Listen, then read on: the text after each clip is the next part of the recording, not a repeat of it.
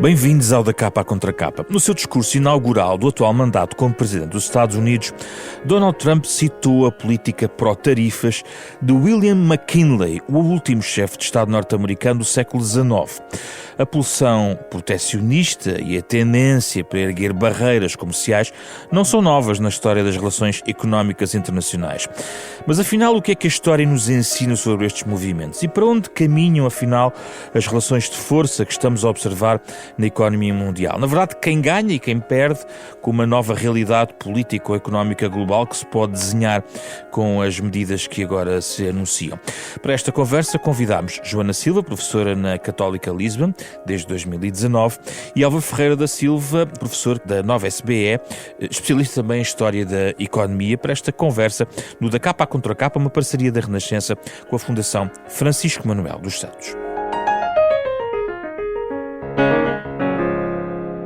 Muito obrigado por terem vindo aqui ao nosso espaço. Professor, embora queiramos olhar para o presente, talvez começar pela provável ou não repetição do passado, um pouco recuo histórico desta matéria. Eu comecei por evocar uma certa adoração a McKinley que temos ouvido nas declarações do atual Presidente dos Estados Unidos. Muitos analistas vincam que estas ameaças de tarifas são basicamente ferramentas em relação à geopolítica. Não está propriamente, muitas vezes, em causa uma estratégia económica sustentada desse ponto de vista. A aplicação das tarifas neste domínio é algo novo? Sempre foi assim? Ou estamos a ver uma aplicação diferente de proteccionismos do passado nos seus intuitos, pelo menos mais declarados? Muito obrigado pelo convite. Obviamente é um prazer estar aqui. Muito obrigado também por esta parceria nesta conversa com a professora Joana Silva. Eu creio que há alguma diferença. Ou seja, quando nós falamos destes surtos tarifários, de aumento das tarifas aduaneiras no passado, creio que relativamente àquilo que se passa nos dias de hoje, há uma diferença importante. Uma diferença de contexto. Eu aqui falo não apenas da tarifa McKinley, mas de uma outra tarifa que ficou muito célebre, quer no debate político, quer também ao nível da história económica e creio também da análise económica, que foi a tarifa Hawley-Smoot em 1930, a de McKinley é de 1890. Nestes dois casos, estamos perante uma situação económica muito particular. Ou seja, no caso da tarifa Hawley-Smoot é conhecido, estávamos logo após o crash de Nova Iorque, 29, logo após também uma crise económica bastante profunda da agricultura, sobretudo da agricultura americana.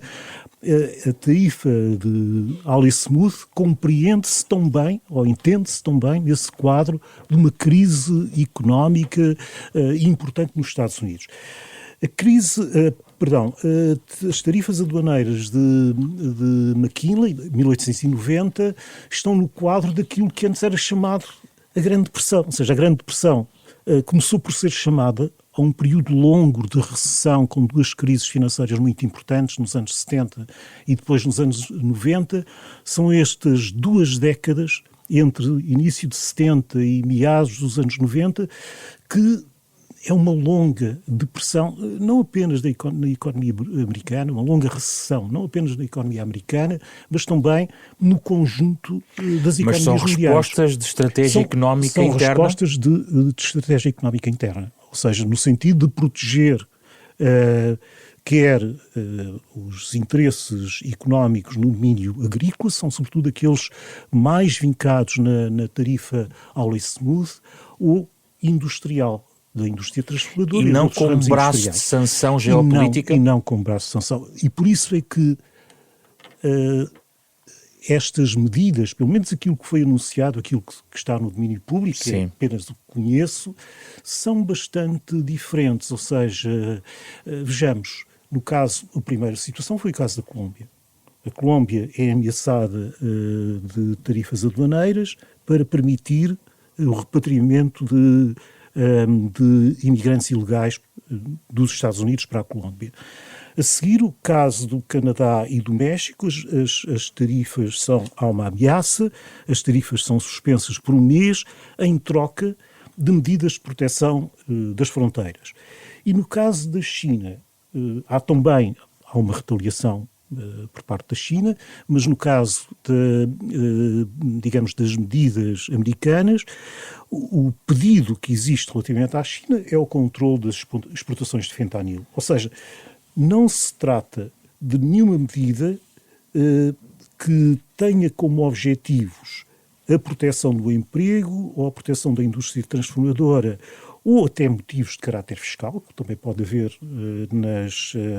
em tarifas aduaneiras, e que muitas vezes é introduzida no debate político americano como o racional para a existência de um surto protecionista.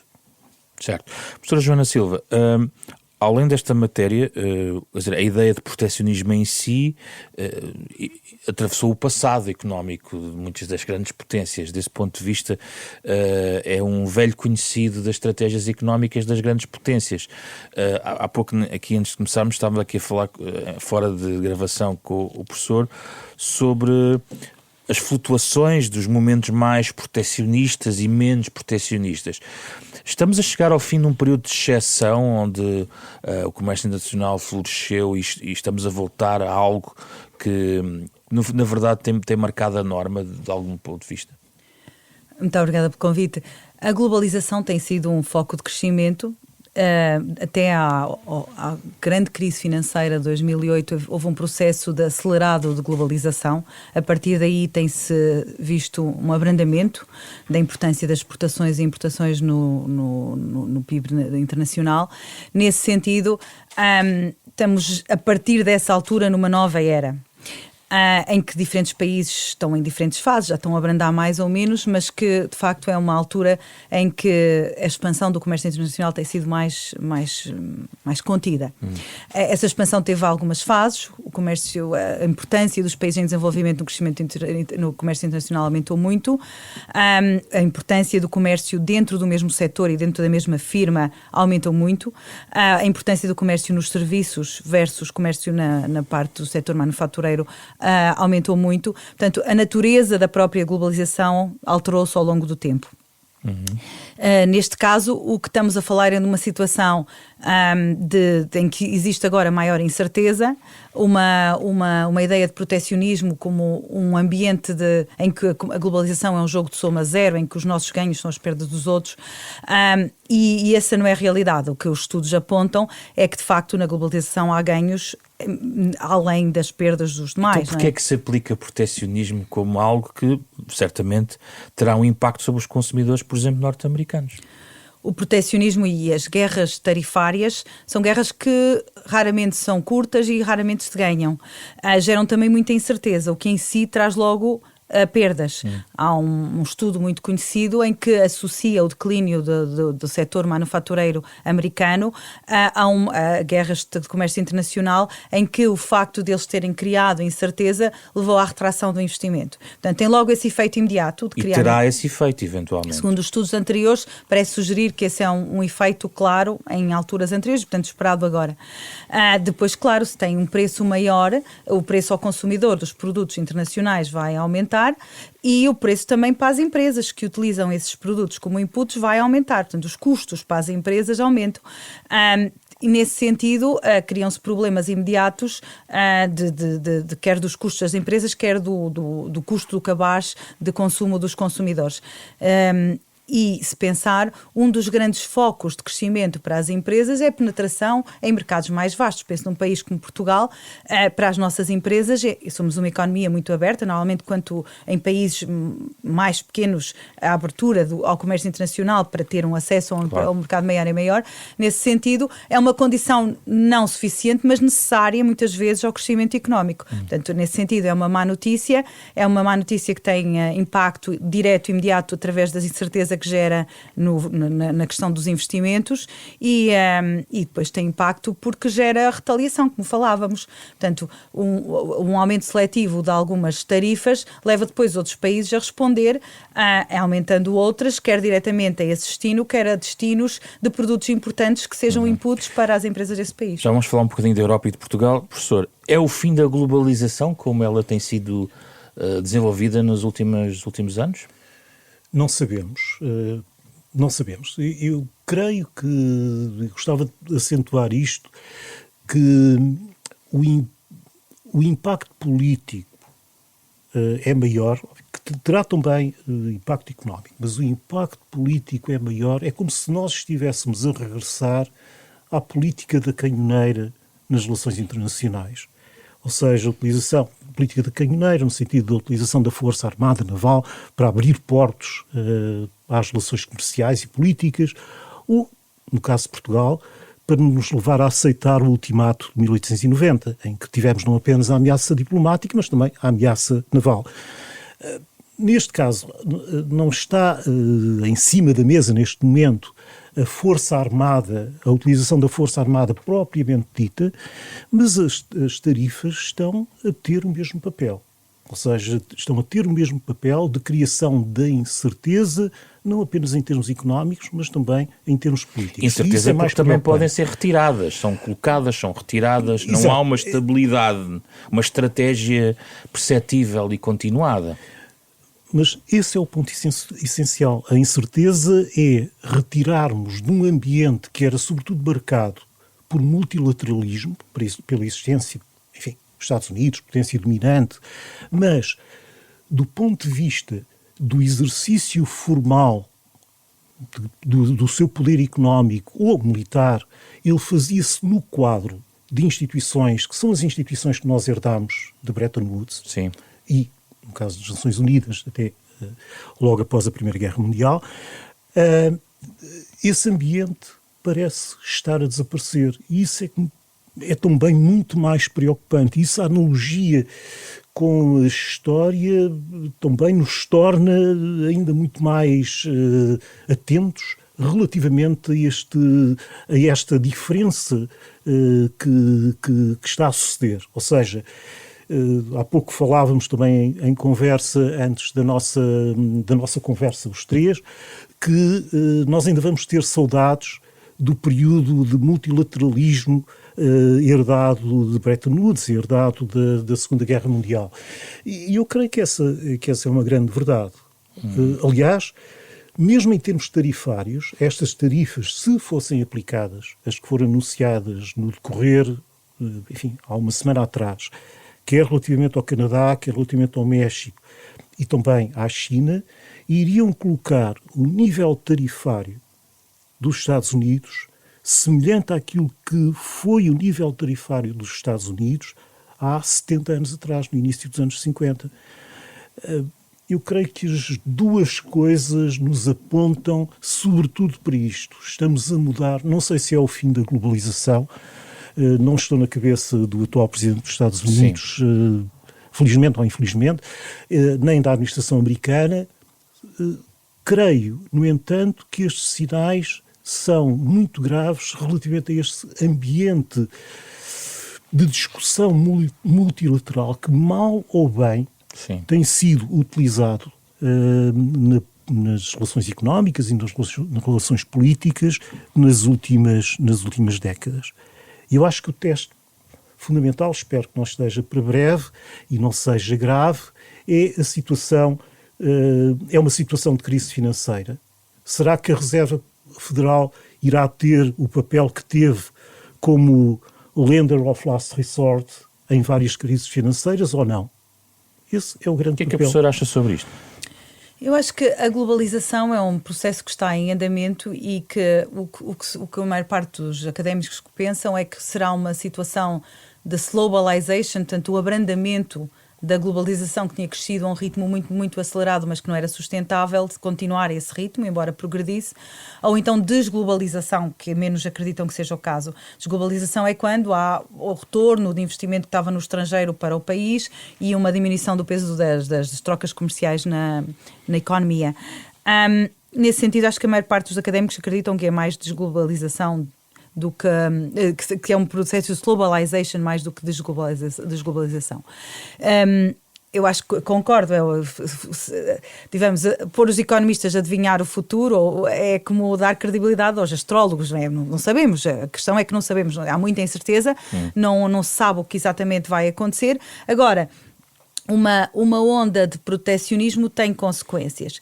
Também é verdade que houve no mundo quem ganhasse mais e menos com a globalização, é aquela famosa curva do elefante, em que a globalização pode gerar desigualdade e quando pensamos, imagine alinhar toda a população do mundo ordenada por rendimento numa linha, vê que quem mais ganhou foram os países emergentes, a classe média da China, a classe média da Ásia, e menos, que ficaram quase com ganho pouco significativo, ainda assim grande, mas não tão grande, foi a classe mais baixa dos Estados Unidos, por exemplo, e portanto, nesse sentido os ganhos não foram igualmente distribuídos, e os perdedores ganharam força, e ganharam força nos votos também, não é?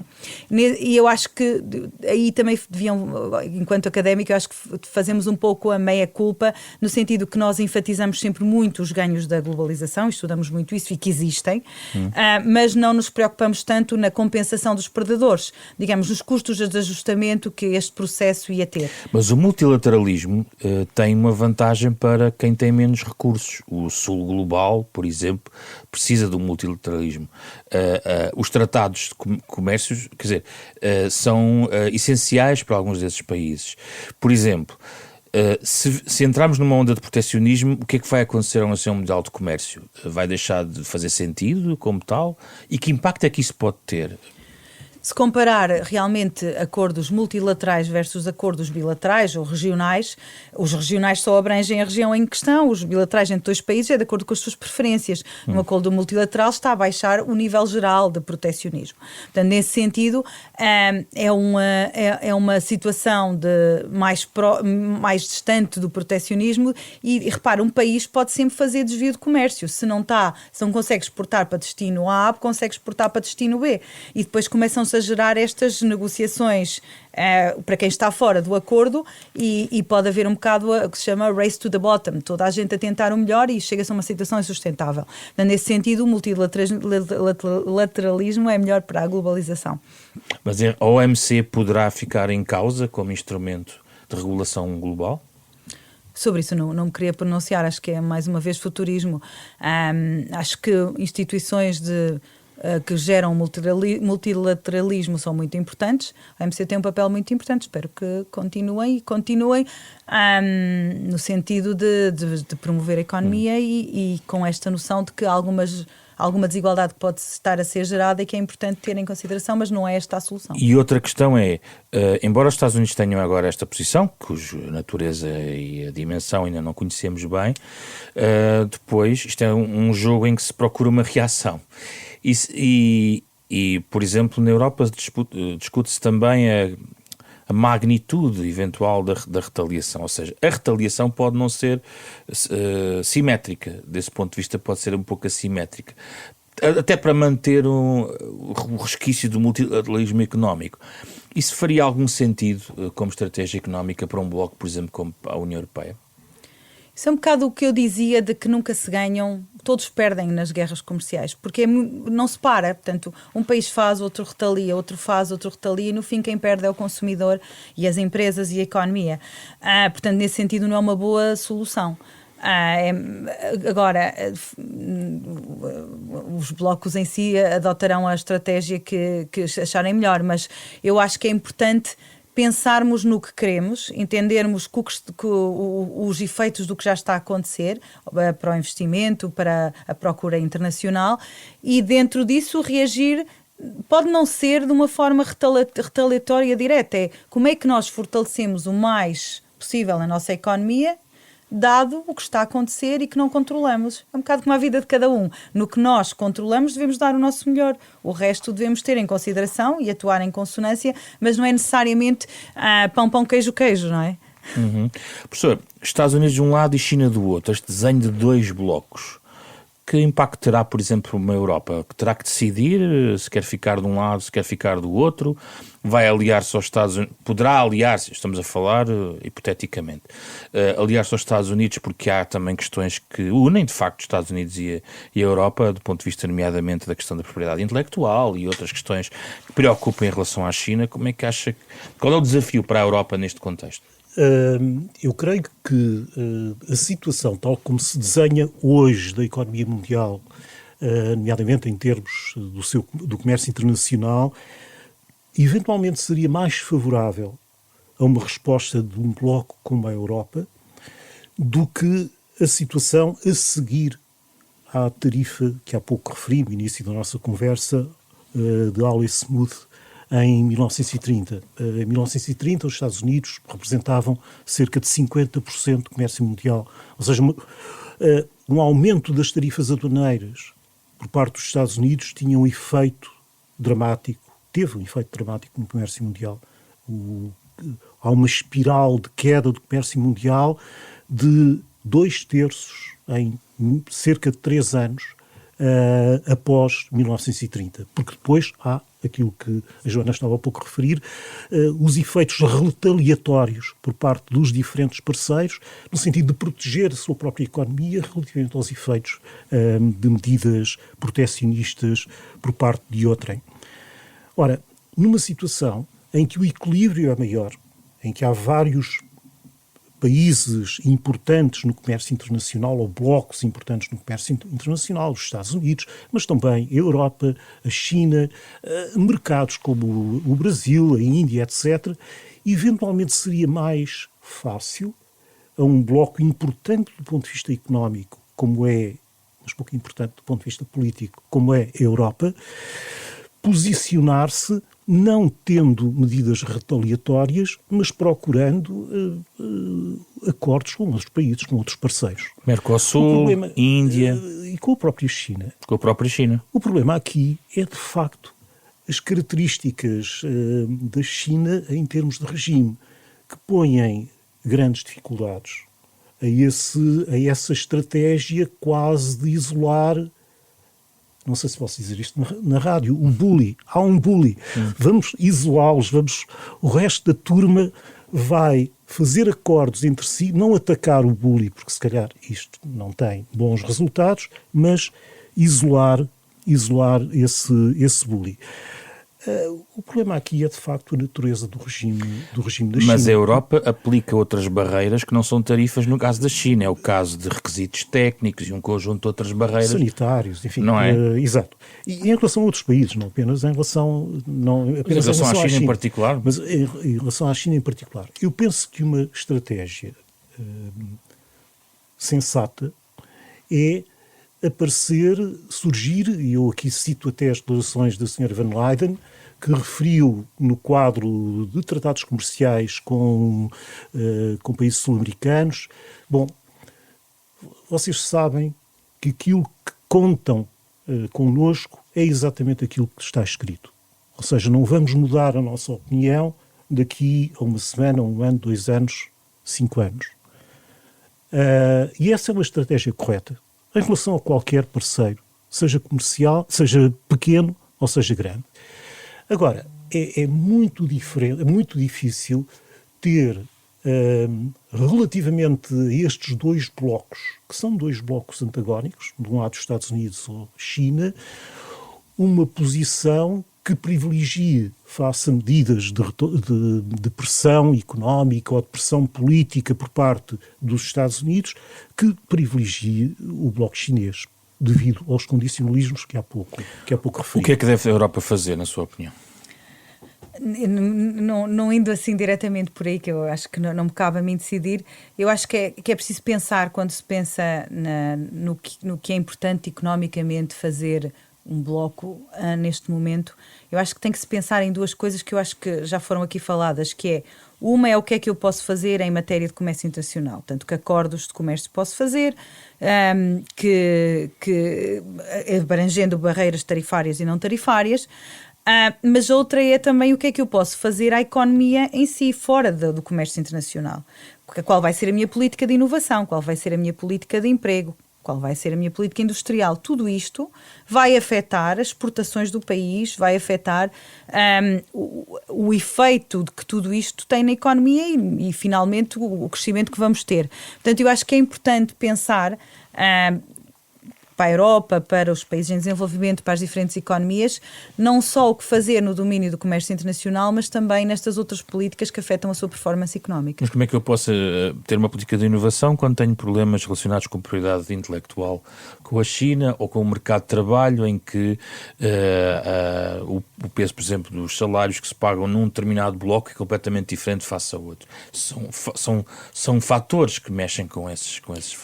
Mas exatamente por esses fatores existirem e você não ter a possibilidade de decidir sobre eles, tem que inovar para ter os produtos a não competir diretamente, por exemplo, via preço, porque aí não vai ganhar, não é? Portanto, e como é que se compete em qualidade? Através de inovação, fazendo produtos melhores. Eu digo políticas de inovação nesse sentido, de conseguirmos pôr a economia a operar em cadeias de valor acrescentado mais altas, em produzir, fazer um upgrading de qualidade no que produz. E há também uma oportunidade para a Europa de restabelecer a sua ligação aos Estados Unidos de outra matéria. Vou dar um exemplo prático. Também é lido por muitos em Bruxelas e outros a ideia de que se os Estados Unidos querem enverdar por este caminho, também há oportunidades que a Europa pode seguir, nomeadamente ao nível dos abastecimentos de combustível e outros, onde, por exemplo, os Estados Unidos estão certamente interessados em exportar alguma dessa matéria e, por exemplo, Portugal até pode ser uma porta de entrada.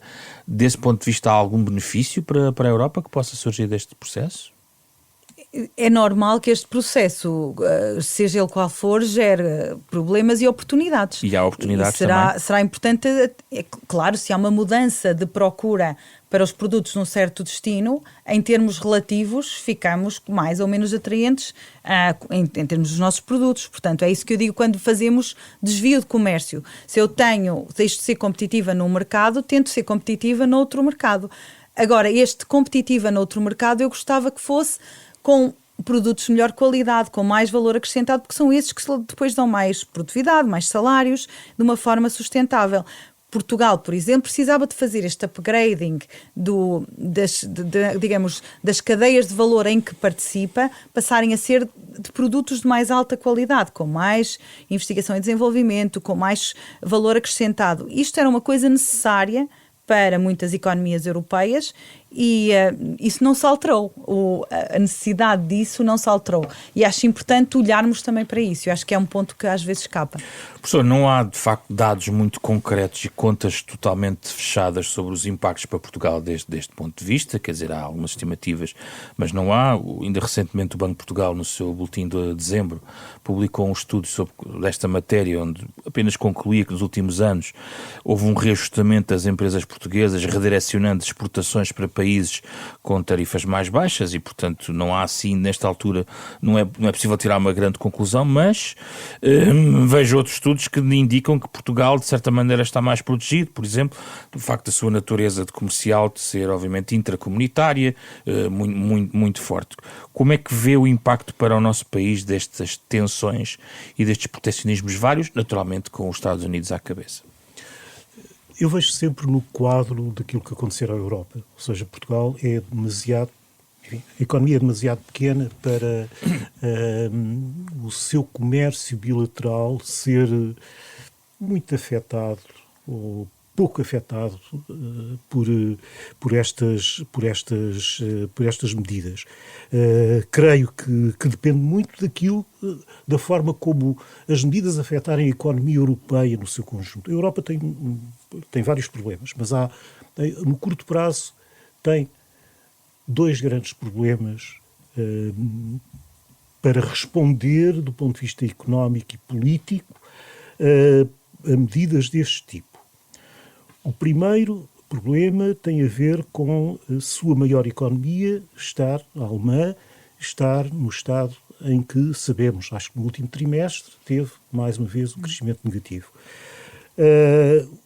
Para além dos aspectos económicos, os dois países mais importantes, o famoso eixo franco-alemão, estão em crise política bastante acentuada. Enfim, o Sr. Macron e o seu governo estão, enfim, têm as dificuldades que conhecemos, e é uma palavra não muito simpática, mas têm as dificuldades que conhecemos. A Alemanha está também a braços com uma crise política, enfim, não sabemos qual vai ser o resultado das próximas eleições, mas está nessa crise política. Ou seja, se acrescenta agora ao quadro de protecionismo externo e esta tensão externa. Exato. Ou seja, é muito difícil responder no curto prazo. Todas as outras medidas que a Joana e bem estava a referir como medidas de ajustamento são medidas que têm custos de adaptação. São medidas de médio, não são medidas de curto prazo, são medidas de médio e longo prazo. Têm custos de adaptação bastante grandes. Ou seja, a situação não é particularmente favorável à Europa e por isso também não é particularmente favorável a Portugal, independentemente do nível ou da natureza do comércio bilateral entre Portugal e os Estados Unidos. Os problemas estão noutro campo, estão no campo do espaço económico e político em que nós nos integramos, que é a Europa. Ou seja, aquilo que acontecer à Europa é bom ou mau para Portugal, independentemente das relações bilaterais no comércio entre Portugal e os Estados Unidos. Se houver uma guerra tarifária com os Estados Unidos, Portugal naturalmente vai pagar alguma parte, não é? Porque fazemos parte desse espaço, não é? Eu não sei o que é que... Se houver uma retaliação... Exatamente. Até agora, voltamos à parte inicial. A utilização das tarifas não tem sido no âmbito de relações comerciais. Tem sido mais como arma política. Não sei o que é que se vai passar, qual vai ser a utilização das tarifas no quadro Europa. Joana Silva, como é que isto vai impactar naquele rumo que a Europa parece querer adotar, baseada num relatório como o relatório Draghi? Como é que consegue ir pelo caminho da competitividade, da produtividade, da inovação, com estes constrangimentos nas cadeias de valor que não estão fechadas na Europa? Precisamos da China, precisamos dos Estados Unidos para algumas dessas dimensões. Que torna-se ainda mais importante, não há outra hipótese, é como dizer que vem uma onda, o que é que vamos fazer, a onda vai vir. Portanto, nesse sentido, a competitividade é essencial. Provavelmente não é boa ideia competir via preço, via custo apenas, portanto não vamos ganhar esse concurso, portanto temos que pensar no que podemos ganhar, e no que podemos ganhar é exatamente nesses produtos de maior qualidade, não esquecendo que realmente as transições não são imediatas e no imediato toda a gente se tem que tornar mais produtiva para ter melhores salários, melhores níveis de vida. Estamos numa economia pequena, muito aberta, que pertence a um bloco que está com problemas económicos fortes. Tudo isto são travões, não é? É uma economia que é muito interdependente e quando os nossos parceiros diretos estão numa crise económica e quando a economia global está em situação que pode ter um abrandamento, isto são péssimas notícias para um país que precisa de crescer. Mas não devemos cruzar os braços e, de facto, essa via da produtividade, da competitividade, ganha ainda mais importância. Nós já tivemos essa transição. Nós, inicialmente, no nosso comércio internacional, éramos muito mais dependentes desta concorrência em produtos de baixa qualidade via preço e via custo. Em muitos setores nós fizemos esse upgrading de qualidade por necessidade. E às vezes em Portugal o por necessidade até ajuda, não é? Portanto, em vários setores tivemos este upgrading. Às vezes não é uma questão de realocação da cota de mercado. Um choque, se der mais cota de mercado dentro do mercado nacional em empresas mais produtivas, a produtividade agregada aumenta-se. Portanto, nesse sentido, eu acho que entender... Não é fechar os olhos, está mais difícil. Precisávamos mesmo de crescer e o contexto não está favorável. Depende cada vez mais de nós. Eu acho que temos que dar o nosso melhor, mas não há muitas alternativas. Qual é a alternativa? Não vai existir e não vamos prosperar nela. Este quadro leva inevitavelmente a uma subida das despesas públicas dos países? Não necessariamente. Primeiro porque não tem espaço. Muitos países não têm. Portugal tem uma dívida alta, portanto não há espaço para aumento via gastos públicos. Não há margem. Portanto, não necessariamente. Agora, em termos de direcionamento do investimento, acho importante pensarmos sobre isso. Como é que direcionamos o investimento público? Se for para aumentar a produtividade do país, aumentar a produtividade das pessoas, eu acho que é rumo a essa competitividade, é esse o caminho, não é?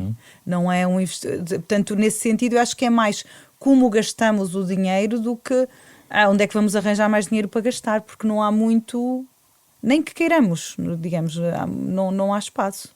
Professor, as despesas públicas podem crescer se os países começarem a virar-se cada vez mais para si, num contexto de protecionismo?